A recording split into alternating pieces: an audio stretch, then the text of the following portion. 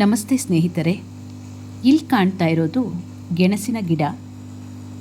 ನನ್ನ ಟೆರೆಸ್ ಗಾರ್ಡನ್ನಲ್ಲಿ ಹಾಕಿರುವ ಈ ಗಿಡದಲ್ಲಿ 7-8 ಸಿಹಿ ಗೆಣಸು ಬಿಟ್ಟಿದೆ.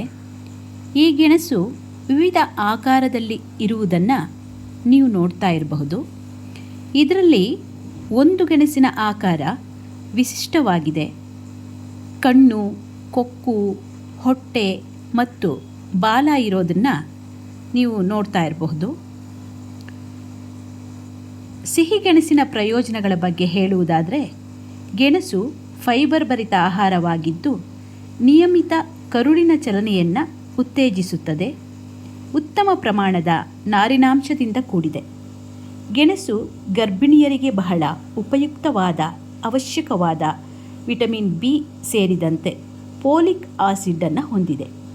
ಗೆಣಸಿನ ಸೇವನೆ ರೋಗ ನಿರೋಧಕ ಶಕ್ತಿಯನ್ನು ಹೆಚ್ಚಿಸುತ್ತದೆ.